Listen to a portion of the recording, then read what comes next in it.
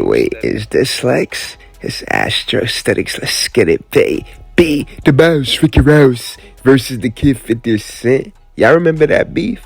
That was what, 2008, 2009? That was around the time when Rick Ross was putting out Deeper Than Rap. That album is solid, by the way. That's also after 50 Cent put out Before I Self-Destruct. And I see people talking about Ross won that battle. Ross didn't win that battle. The chink in the armor, if we're gonna say that, because 50 is my favorite rapper, so I can't let y'all say this. Kanye West was that chink in the armor if there ever was one. Kanye West, when he outsold 50, Kanye West sold what, 950,000? 50 Cent sold about 690,000 or 650,000. That was LimeWire era. If they would have had that battle a few years before that, they would have definitely sold 1 million plus each. But after that, after 50 got outsold by Ye, that was when 50 kind of started getting blocked out the industry. And 50 also said F Jimmy Iovine. 50 said F the head of Interscope while he was at Interscope. Do y'all really think that none of that played a part in 50's buzz at the time? If we're gonna say that Rick Ross quote unquote annihilated 50 Cent, that is an absurd, preposterous claim. That's absurd, dead ass. Because just like how when in the case of Ja Rule, it was 50, Busta, Eminem. It was a few things going on at the time. And also with Irv Gotti when they ran in whatever they did, that also seriously affected Ja Rule's distribution at the time. In the case of 50 Cent and Ross, 50 Cent, that was when he even started doing the online skits. When he did the Pimpin' Curly, 50 Cent was like, he couldn't even take it serious. So he spun it off and he did a whole web series called Pimpin' Curly about it. And that Pimpin' Curly was hilarious. Then 50 Cent put that picture out. Like, it was really the Mafia music track. Because around that time, there was something that happened with a house. It was a house or something that some fire situation happened. And Rick Ross said, "Don't forget the gas can, you jealous, stupid mother."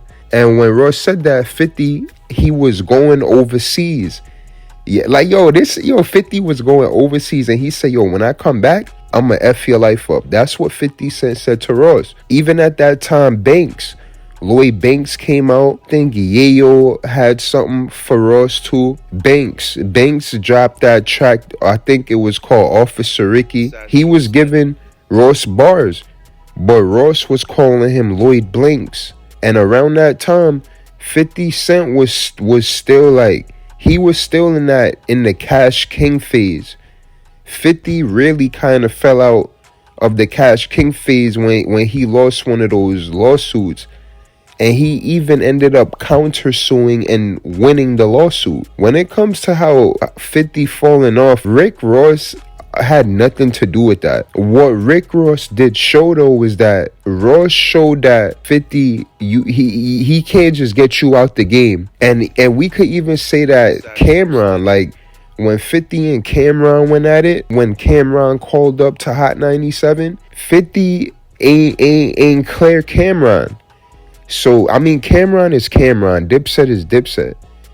And at the time, Ross was definitely coming up. Ross dropped Triller. Ross really went to a whole new stratosphere when he dropped BMF. When he dropped that joint, that was when Ross really went to another level. And that was the joint with Blowing Money Fat, Teflon Don. There we go. When Ross dropped Teflon Don, that was when Ross really became Ross. Ross also got close to Diddy with that time as well. And when Ross started going in that era, Ross really started making way crazier music, if we're keeping it a bean. People could say whatever they want to say with 50 and Ross, but the dynamics of that situation is not Ross completely annihilated 50. Like, what are y'all saying? That's really, really crazy. There is so much factors. If you look at 50's label situation,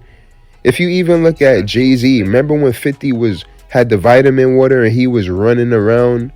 Jay-Z, Kanye West, T.I., and Diddy was on the stage too. If you look at even that situation, they did not want 50 on the stage. The only New York that they wanted on the stage was Jay-Z and Diddy.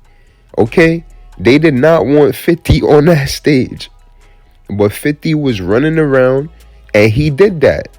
But 50, you can't do 50 how they did Little Mama. You can't do, and shout out Lil Mama. I met her before. She's really dope. Like, Lil Mama is really nice. Shout out to Lil Mama. Definitely not trying to play her. When 50 crashed that stage, y'all think Jay-Z like that? 50 always threw subs at Jay-Z. Like, on the track, Watch What You Say to Me.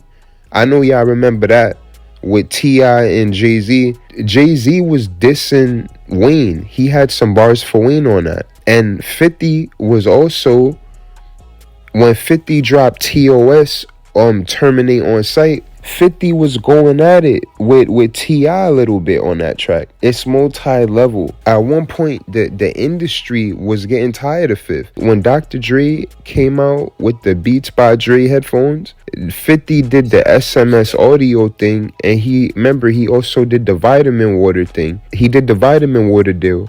50 mentioned a few times that after the vitamin water deal, that's when they really started implementing the 360s. When we're saying that there's a bunch of factors that went into 50 Cent, there's way too many elements to that. Alright, so make sure y'all like, share, comment, subscribe. Make sure y'all like, share, comment, subscribe. Y'all know it's Astrostetics. Let's get it, baby. Yeah.